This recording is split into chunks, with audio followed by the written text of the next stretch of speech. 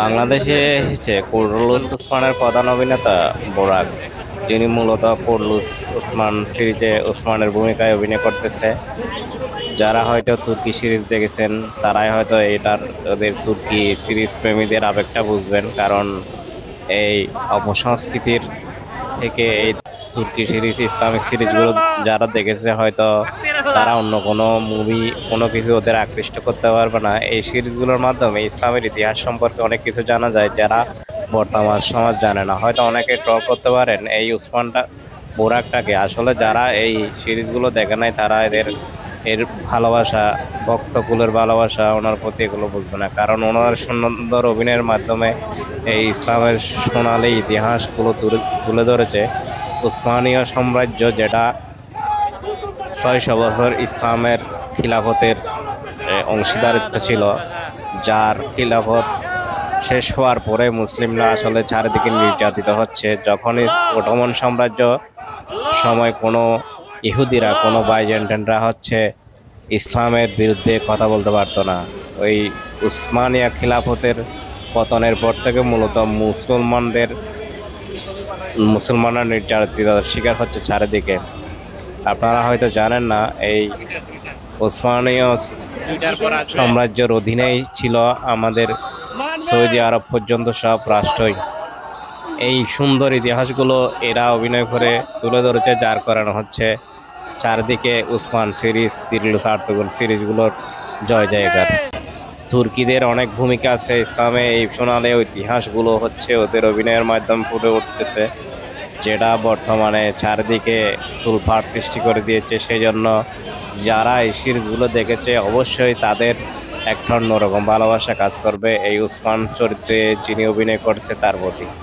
তাই সবাই ভক্তকুলরা এসেছে ওনাকে দেখার জন্য, এক পাগলাকে দেখার জন্য। আসলে সিঙ্গার কোম্পানি হচ্ছে তুর্কি একটা প্রতিষ্ঠানের সাথে চুক্তি করেছে, যার জন্য উনি এখানে ব্র্যান্ড অ্যাম্বাসেডর হিসেবে এসেছে।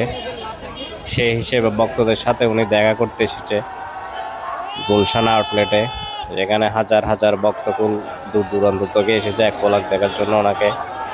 আসলে এটা হচ্ছে অনেক সৌভাগ্য বিষয় একদম তুর্কি অভিনেতাকে দেখা। এটা ওদের অভিনয়ের মাধ্যমে আসলে অনেক কিছু আমাদের বুঝিয়ে দিয়েছে। আপনারা যারা হয়তো তুর্কি সিরিজগুলো দেখেন, যদি না দেখে থাকেন তাহলে অনুরোধ করবো রিলিজ আর্টগুল দিয়ে তুর্কি সিরিজ দেখা শুরু করেন। আমিও কোনো ভক্তগুলোর প্রতি, কোনো অভিনেতার প্রতি আমার কোনো আকৃষ্ট ছিল না, কিন্তু তুর্কি সিরিজগুলো দেখার প্রতি পরে আমি অনেক কিছু শিখতে পেরেছি, জানতে পেরেছি, যেটা হচ্ছে বলার মতো না। কারণ ইসলাম যে একটা সোনালী ইতিহাস আছে, এই তুর্কি ইসলাম সিরিজগুলো দেখলে আসলে বুঝতে পারবেন, অনেক ইতিহাস জানা যাবে। কোনো খারাপ কোনো এখানে অভিনয় দেখা যাবে না, সবগুলো হিস্টোরিক্যাল বাস্তব ইতিহাস ভিত্তিক নির্মিত হয়েছে, যেটা যার কারণে হচ্ছে বাংলাদেশে লাখ লাখ এখন তিরলিস ভক্ত, ওসমান ভক্ত। সেই হিসেবে আমরাও ওসমানের প্রতি আলাদা একটা ভালোবাসা কাজ করে।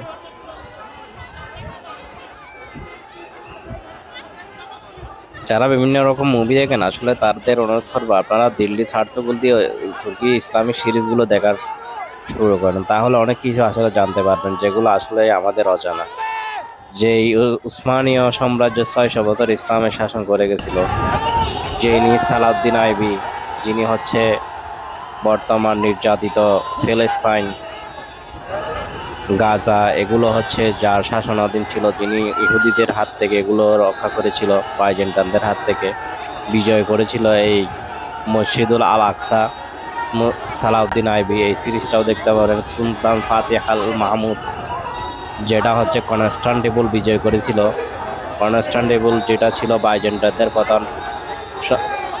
প্রধান দুর্গ, যেটা বর্তমানে ইস্তাম্বুল নামে পরিচিত। আসলে এইগুলোর পিছনে তুর্কিদের অনেক ইতিহাস আছে ইসলামে, এগুলো জানতে পারবেন এই ইসলামিক সিরিজগুলো দেখলে, যেগুলো বাস্তব ভিত্তিক।